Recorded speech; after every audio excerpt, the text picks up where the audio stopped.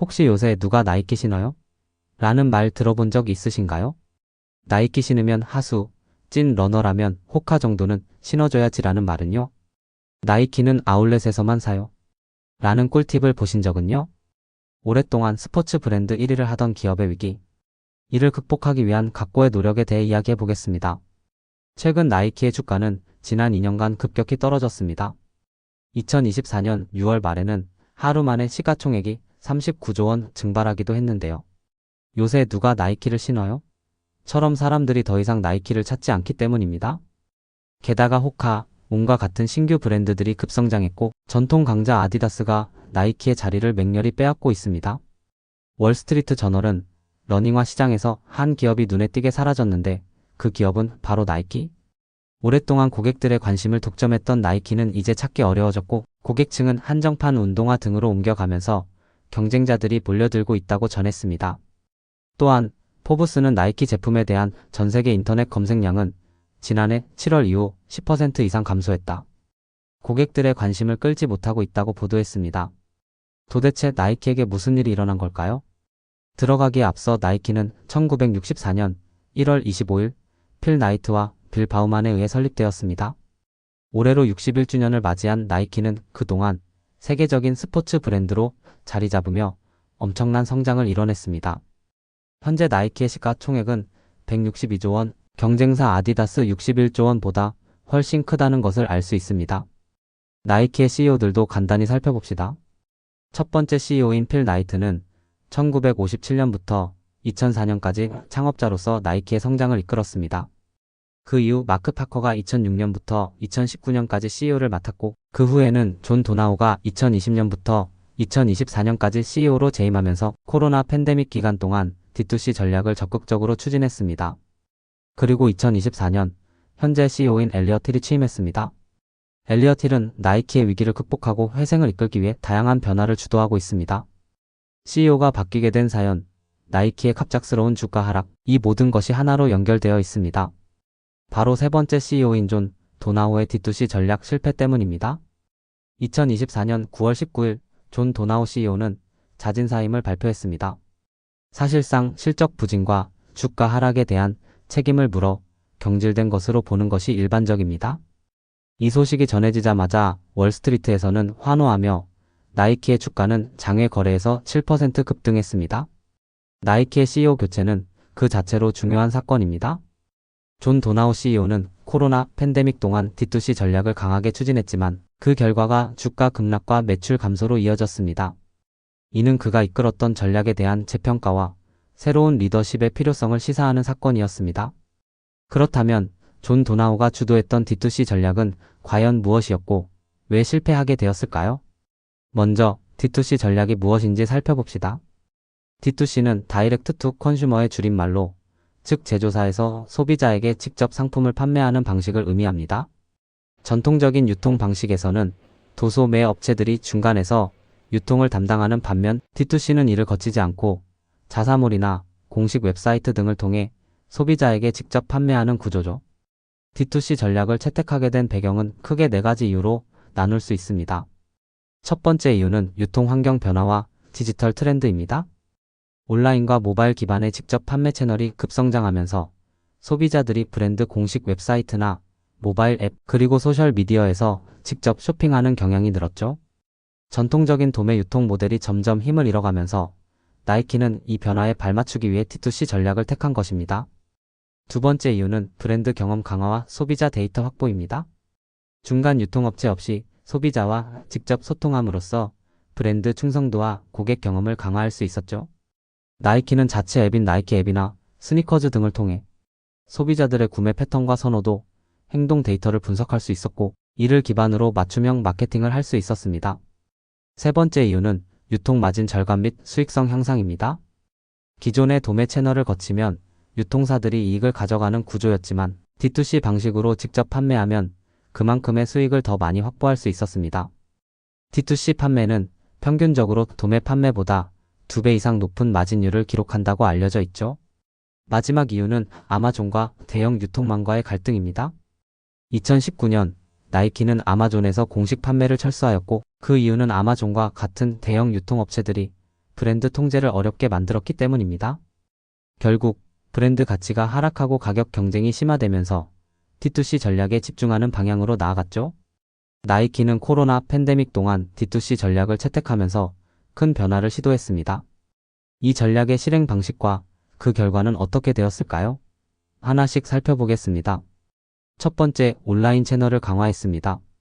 나이키는 나이키닷컴과 모바일 앱인 나이키 앱, 스니커즈 등을 중심으로 판매 구조를 강화했습니다. 이와 함께 나이키 트레이닝 클럽과 나이키 러닝 클럽 같은 멤버십 프로그램을 운영하며 고객과의 연결을 강화했죠. 또한 나이키 핏이라는 AI 기반 맞춤형 추천 서비스를 통해 고객들에게 더 개인화된 쇼핑 경험을 제공하고 한정판 상품의 우선 구매 혜택을 주는 등의 전략도 펼쳤습니다. 두 번째, 오프라인 리테일 혁신. 기존 대형 리테일러와의 협력 관계를 축소하고 대신 딕스 스포팅 구즈, 노드스트럼, JD 스포츠 등 40여 개의 핵심 리테일 파트너와 협업을 지속했습니다. 또한 나이키 라이브, 하우스 오브 이너베이션, 나이키 라이즈 등 D2C 전용 매장도 오픈하며 오프라인에서도 D2C 전략을 강화했습니다. 하지만 나이키의 D2C 전략은 계획대로 잘 흘러가지 않았습니다. 코로나 초기에 나이키는 온라인 판매에서 매출과 비중을 크게 올리며 성공적인 평가를 받았죠. 하지만 팬데믹이 끝나고 나니 상황은 달라졌습니다. 왜냐하면 가장 먼저 재고 관리 부담이 매우 커졌기 때문입니다. 코로나 기간 동안 수요 예측이 어려워 과잉 재고 문제가 발생했죠.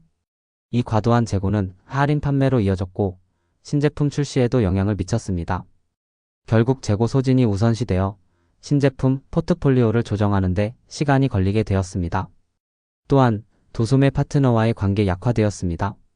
나이키는 아마존 등과의 계약을 중단하고 자체 온라인 쇼핑몰을 강화했지만 그로 인해 도소매 파트너들과의 관계가 약해졌습니다. 소비자들이 오프라인 매장에서 나이키 제품을 찾기 어려워지면서 브랜드 인지도와 판매에 부정적인 영향을 미쳤죠.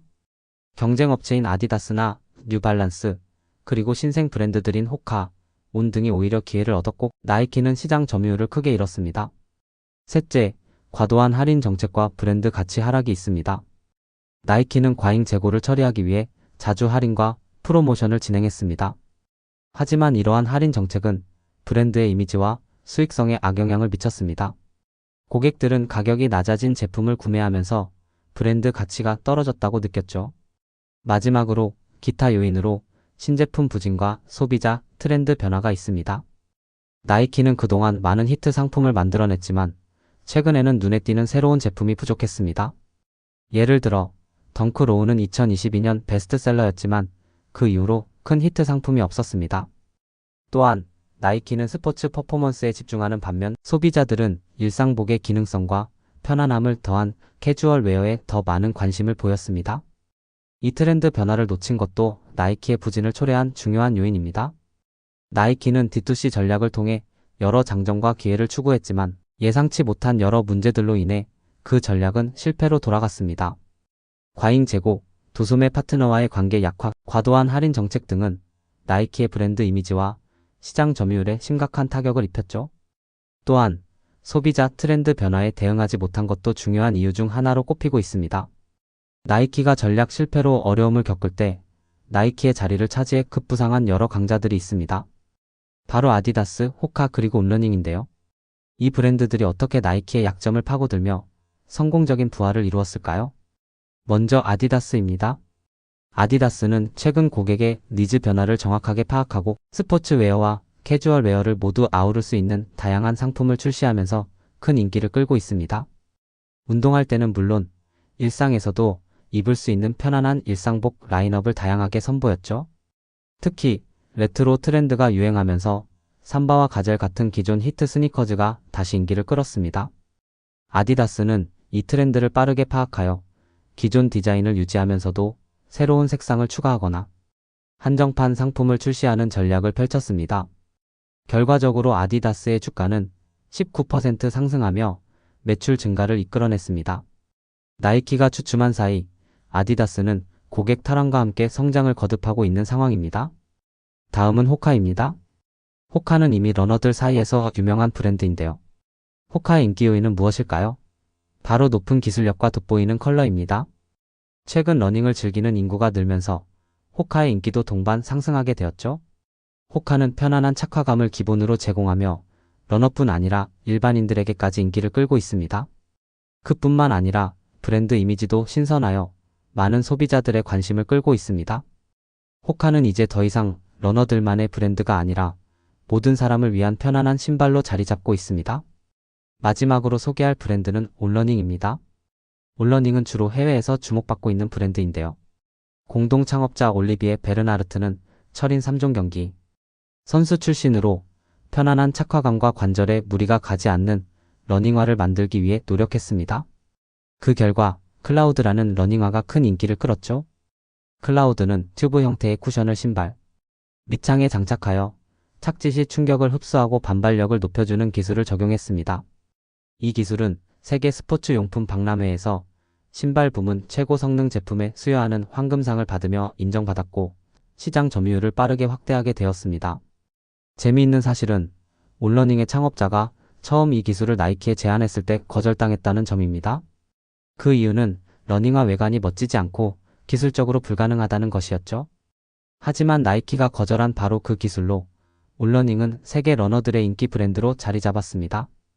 아디다스, 호카, 그리고 올러닝은 각기 다른 방식으로 시장에서 성공적인 부상을 이루었습니다. 나이키가 위기 속에서도 1위 자리를 고수하고 있지만 이 강자들은 계속해서 나이키의 약점을 파고들고 있으며 그들의 혁신적인 전략과 인기는 앞으로도 나이키의 경쟁에 큰 영향을 미칠 것입니다. 이렇게 치열한 경쟁 속에서 나이키가 다시 과거의 영광을 되찾기 위해 어떤 변화를 시도하고 있을까요? 먼저 엘리엇 힐을 소개합니다. 1988년 인턴으로 입사한 후 무려 32년을 나이키에서 보낸 엘리엇 힐은 이제 신임 CEO로 취임했습니다.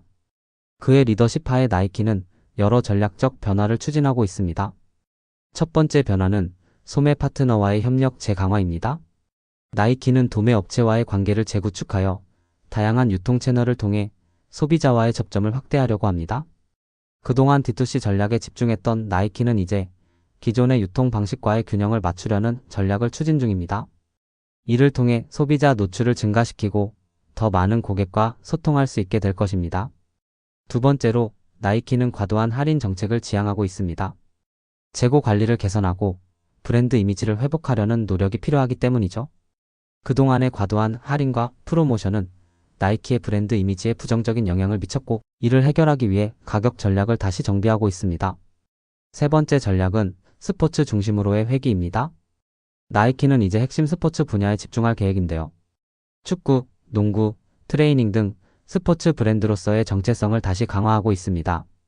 이를 위해 나이키는 스포츠 마케팅과 제품 개발에 초점을 맞추고 스포츠 퍼포먼스에 특화된 제품들을 다시 내놓고 있습니다. 마지막으로 나이키는 제품 포트폴리오도 재정비하고 있습니다.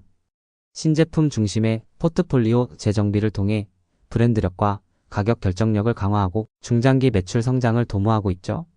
나이키는 라이프 스타일과 퍼포먼스 제품 중 일부 사업을 축소하고 신제품을 집중적으로 출시하는 전략을 펼칠 예정입니다.